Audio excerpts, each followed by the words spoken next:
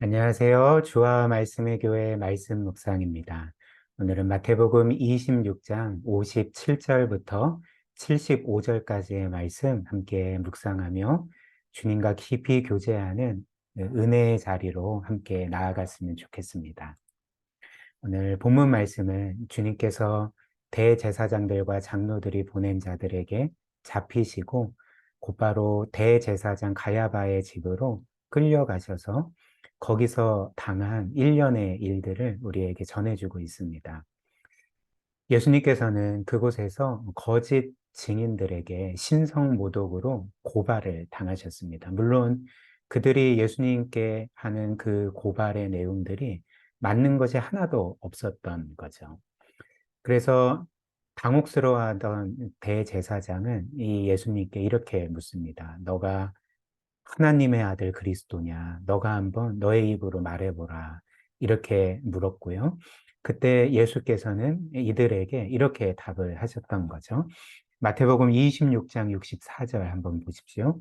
내가 너희에게 이르노니 이후에 인자가 권능의 우편에 앉아 있는 것과 하늘 구름을 타고 오는 것을 너희가 보리라. 이렇게 말씀하셨습니다. 여기에서 인자는 예수 그리스도께서 자신을 가리키는 명칭이고요. 그 인자께서 권능의 우편에 앉으실 거다라고 말씀을 하셨는데 이 권능의 우편은 하늘 보좌, 즉 성부 하나님의 우편을 의미합니다. 그리고 성부의 우편에 앉는다는 것은 성부와 동등한 영광과 능력과 지혜와 권능을 가진 하나님이심을 의미를 하는 거죠. 즉 예수께서는 자기 자신을 하나님이시자 하나님의 아들로 밝히신 것이었습니다. 그리고 예수님의 이 말씀은 구약의 다니엘 7장을 인용하여 말씀하신 것이었는데요. 다니엘 7장 13절과 14절을 보시면 이런 예언이 기록되어 있습니다. 내가 또 밤 환상 중에 보니 인자 같으니, 즉 예수 그리스도를 가리키죠. 하늘 구름을 타고 와서 옛적부터 항상 계신 이 성부 하나님을 가리킵니다. 이에게 나아가 그 앞으로 인도되매 그에게 권세와 영광과 나라를 주고 모든 백성과 나라들과 다른 언어를 말하는 모든 자들이 그를 섬기게 하였으니 그의 권세는 소멸되지 아니하는 영원한 권세요 그의 나라는 영원히 멸망하지 아니할 것이니라. 이렇게 말씀을 하셨습니다. 한번 생각을 해보십시오. 우주 만물 가운데 모든 백성이 영광을 돌리고 예배하고 섬기는 분. 그래서 그분의 나라가 결코 소멸되지 아니하고 영원한 권세로 그 나라를 영원토록 통치하실 분이 누구이실까요? 하나님밖에는 없다는 거죠. 즉 예수께서는 이 다니엘 7장 말씀을 인용하시면서 자신이 하나님이시자 하나님의 아들이심을 선포하셨던 것입니다. 이 말을 들은 대제사장들과 장로들과 또 사람들은 어떤 반응을 보였을까요? 그러니까 격분해서 예수님을 조롱하고 욕하고 구타하기 시작했던 거죠. 67절과 68절입니다.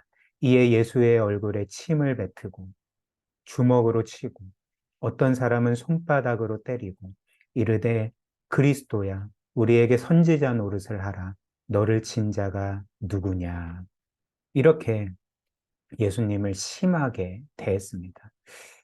즉 피조물들이 그들의 영원하신 창조주 하나님을 조롱하고 욕하고 폭행했던 것이죠.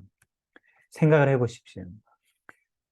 우주보다도 무한히 크시고 영광스러운 그 창조주 하나님께서 그분께 반역한 그분과 비교하면 티끌만도 못한 죄인들에게 이런 악한 일을 당하시는 것을 우리는 감히 상상할 수 있겠습니까? 그럴 수 없습니다. 그러나 주님께서는 이 말도 안 되는 일들을 이 모든 수치와 폭력과 고통을 묵묵히 견디셨던 거죠. 왜 그럴까요? 왜냐하면 이 모든 일은 우리 구주께서 우리 대신 죄인으로 정죄받고 십자가에 못 박혀 죽으시기 위해서는 반드시 거쳐야 될 과정이었기 때문에 예수께서는 그 털 깎는 자 앞에서 잠잠한 양과 같이 이 모든 일들을 묵묵하게 견디시고 참으셨던 것입니다. 그런데 이제 동시에 그때 베드로는 대제사장의 집 안뜰 바깥에 있었습니다. 사실 우리가 본 것처럼 예수님께서 악한 자들에게 사로잡히셨을 때에 베드로를 비롯한 모든 제자들은 예수님을 버리고 도망갔죠. 그러나 오늘 이 본문 말씀이 우리에게 알려주는 것처럼 이후에 베드로는 예수님을 잡아가던 무리들을 몰래 쫓아옵니다. 그래서 대제사장의 집까지 왔고 몰래 그 집에 들어왔던 거죠. 그래서 그는 자신의 신분을 숨기고 그곳에 있던 사람들과 둘을 째고 있었던 것입니다. 그런데 그곳에 있던 사람들이 베드로를 알아보았던 거죠. 그래서 그들이 베드로에게 이렇게 물었습니다. 너는 예수와 함께 있던 자가 아니었냐? 너 예수의 제자지? 이렇게 베드로에게 물었고, 그때 베드로는 어떻게 했습니까? 완강하게 부인했던 거죠. 나는 예수를 모른다. 나와 상관없는 자다. 그것도 한 번 부인한 것이 아니라 우리가 잘 아는 것처럼 세 번 연속이나 예수님을 부인했던 것입니다. 특별히 베드로가 예수님을 세 번째 부인했을 때는 오늘 본문 말씀이 전해주는 것처럼 저주하며 부인을 했던 것입니다. 74절 보십시오. 그가 베드로가 저주하며 맹세하여 이르되 나는 그 사람을 알지 못한다. 저주하고 맹세하여 이르되 나는 이 예수를 모른다. 이렇게 부인했습니다. 그렇다면 이때 베드로는 저주를 했을 때 누구를 저주한 것이었을까요? 헬라어 원문 성경을 보면 그 베드로가 저주했다 할 때 그 저주하다는 동사는 그 문법적으로 보면 타동사입니다. 즉 어떤 대상을 향해서 저주한 것이었다는 거죠. 그렇다면 베드로가 저주한 대상은 누구였을까요? 베드로였을까요? 아니면 그 누구였을까요? 사실 문법적으로 보면 이 저주하다는 것은 타동사일 뿐만 아니라 사실 제기형 동사가 아니었습니다. 그러니까 무엇을 의미할까요? 그러니까 베드로가 그 저주했을 때에 그 저주의 대상은 일단 자기 자신은 아니었다는 거죠. 베드로가 지금 자기 자신에 대해서 저주하고 있지는 않다는 것입니다. 그렇다면 베드로는 그때 예수님을 부인하며 누구를 저주했을까요? 그곳에 있던 사람들을 저주했겠습니까? 그렇지 않죠. 예수님을 저주했던 것입니다. 즉 베드로는 이렇게 생각을 했던 거죠. 내가 지금 세 번이나 예수님을 부인했는데 이들이 내 말을 믿어주지 않네. 그렇다면 내가 이 예수님을 좀 죄송하지만 저주한다면 이들은 결코 나를 예수님의 제자로 생각하지 않고 나는 이 위기를 모면할 수 있을 거야 라고 생각하면서 이 주님을 자신을 그토록 사랑해 주셨던 이 주님을 저주했던 거죠. 그리고 그때 닭이 울었습니다. 그리고 베드로는 밖으로 나아가 심히 통곡을 했던 것입니다. 왜 그럴까요? 왜냐하면 자신이 그렇게 저주하며 예수님을 부인했고 닭이 울었을 때에 예수님이 자신에게 해주셨던 말씀이 기억났기 때문에 그랬습니다. 75절입니다. 이에 베드로가 예수의 말씀에 닭 울기 전에 너가 세 번이나 나를 부인하리라 하심이 생각나서 밖에 나가서 심히 통곡하니라. 예수님의 그 말씀은 무엇이었습니까? 너가 나를 세 번이나 부인할 거다.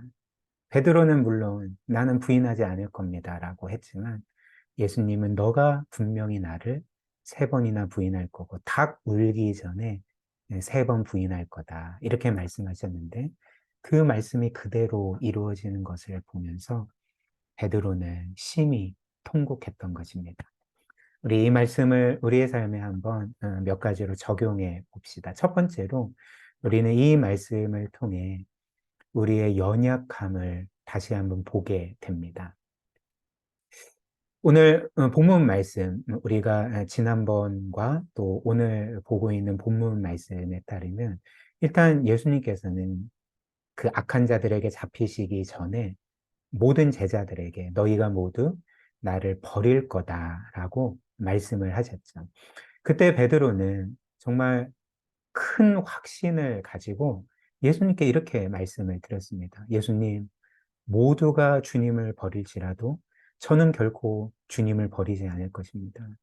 모든 제자가 예수님을 버릴 수 있지만 저는 그런 일을 결코 행하지 않을 것입니다. 무슨 말일까요?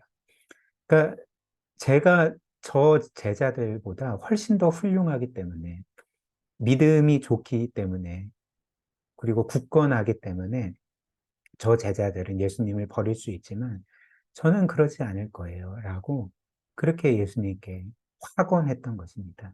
이 이면에는 교만함이 담겨져 있었던 거죠. 즉, 내가 다른 제자들보다 더 낫다. 훌륭하다. 저들은 예수님을 버릴 수 있지만 나는 결코 그럴 수 없다. 심지어 예수님께 베드로는 이렇게까지 말했습니다.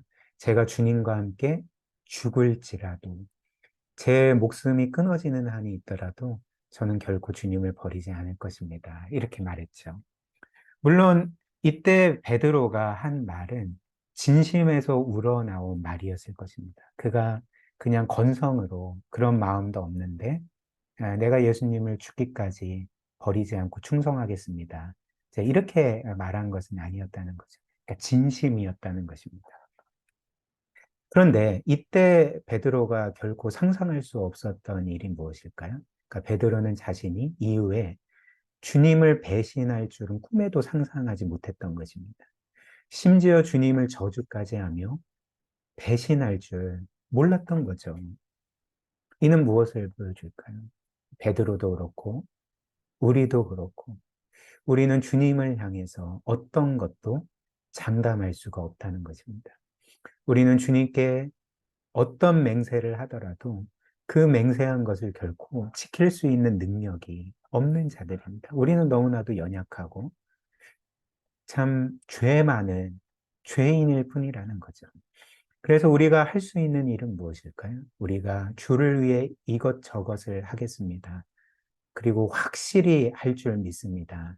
이제 이렇게 말하는 것이 아니라 우리가 주님께 할 수 있는 바는 무엇이냐면 우리의 연약함을 깊이 깨닫고 인정하며 주님의 은혜와 도우심을 구하는 거죠. 주님, 저는 앞날을 장담할 수 없습니다. 저는 주님께 어떤 그 말씀을 드린다 할지라도 그것을 지킬 수 있는 힘이 없습니다. 주님, 저를 도와주십시오. 저에게 은혜를 베풀어 주옵소서. 그러니까 이것만이 우리가 할 수 있는 일이라는 것입니다.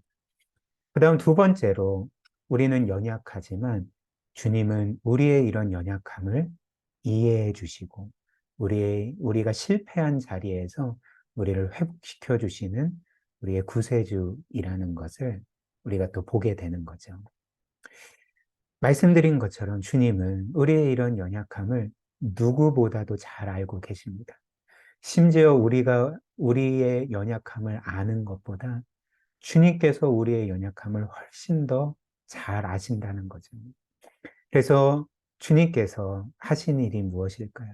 오늘 본문 말씀 기록되어 있는 것처럼 그 전에 우리가 보았던 말씀처럼 주님은 베드로가 주님을 배반할 것을 아셨고 그리고 그것을 미리 그에게 알려주셨던 것입니다. 34절처럼 내가 진실로 너에게 이르노니 오늘 밤 닭 울기 전에 너가 3번 나를 부인하리라. 이렇게 미리 알려주셨던 거죠. 그러나 주님은 단지 베드로의 연약함과 실패에 대해서 미리 말씀해 주셨을 뿐만 아니라 더 나아가 베드로에게 베푸셨던 은혜가 있었습니다. 그것이 무엇일까요?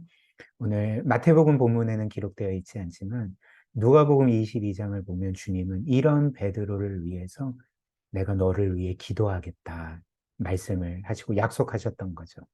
누가복음 22장 31절 32절입니다. 시몬아 시몬아 베드로야 베드로야 보라 사탄이 너희를 밀가부르듯 하려고 요구하였으나 그러나 내가 너를 위하여 너의 믿음이 떨어지지 않기를 기도하였노니 너는 돌이킨 후에 너의 형제를 굳게 하리라 말씀하셨죠. 즉 주님은 베드로의 그 연약함과 실패와 죄악과 배신을 알고 계셨습니다. 그리고 그것을 알고 계셨을 뿐만 아니라 그렇기 때문에 내가 너를 위해서 기도할 거다라고 말씀하셨습니다. 그리고 더 나아가서 너는 돌이킨 후에 너의 형제를 굳게 하라. 무슨 말씀입니까? 내가 너를 위해 기도할 뿐만 아니라 너를 반드시 회복시킬 거다. 그래서 너가 너의 형제를 굳게 하는 그 리더의 역할을 하게 만들겠다. 약속을 해줬던 거죠. 사랑하는 여러분, 이처럼 주님은 우리의 연약함을 다 알고 계십니다. 그래서 성경에 따르면 지금도 주님은 하늘 보좌에 앉으셔서 우리를 위해 중보하고 계시다고 우리에게 전해주고 있는 거죠. 그리고 주님은 우리를 여전히 보호하고 계시고 선하게 인도하고 계시다는 것입니다. 그리고 바로 주님의 이런 놀라운 은혜 때문에 예수님을 저주하며 세 번이나 부인한 베드로는 이후에 회복되어 초대교회를 이끄는 지도자가 되었고, 우리도 여전히 실패가 많지만 늘 주의 은혜로 회복되어 주를 위해 살게 된다는 거죠. 그리고 무엇보다도 주님은 단지 이렇게 우리의 연약함을 헤아리시고 우리를 위해 중보하실 뿐만 아니라 우리가 실패하고 범한 그 모든 죄를 이미 담당하시고 죽으셨던 거죠. 그래서 우리가 끊임없이 범하는 우리의 죄와 실패가 우리를 멸망하지 못하도록, 우리를 하나님의 사랑에서 끊어놓지 못하도록 하셨던 것입니다. 그리고 바로 이것이 무수히 많은 죄와 실패에도 불구하고 과거의 베드로가 또 현재의 우리가 하나님의 자녀로 여전히 살아갈 수 있는 이유라는 것입니다. 그리고 우리는 이 모든 주님의 놀라운 사랑과 은혜와 구원을 기억할 때, 우리를 위해 여전히 기도하시는 또 우리를 도우시는 그 주님을 기억할 때에 여전히 연약하고 부족하지만 오늘도 주님의 뜻대로 살고자 애쓸 수가 있고 실패하고 넘어진 그 자리에서 다시금 일어설 수가 있게 되는 것입니다. 우리 말씀 기억하며 함께 기도할까요? 오늘 말씀처럼 또 베드로가 우리에게 보여주는 모습처럼 우리는 늘 죄와 실패로 낙심하고 또 참 좌절하지만 주님은 이미 우리의 이런 모든 연약함과 죄와 실패를 다 알고 계십니다. 그리고 이미 그 모든 죄를 그분이 대신 짊어지시고 죽으심으로써 우리를 영원히 구원하셨죠. 그렇기 때문에 우리의 연약함 때문에 그냥 실패한 자리에서 주저앉아 있지 말고 주님의 사랑과 은혜로 다시금 일어서고 회복되어서 늘 감사함으로써 주의 뜻대로 살아가는 우리의 모든 복된 삶 되도록 우리 오늘 말씀 기억하면서 함께 기도하는 시간 갖도록 하겠습니다.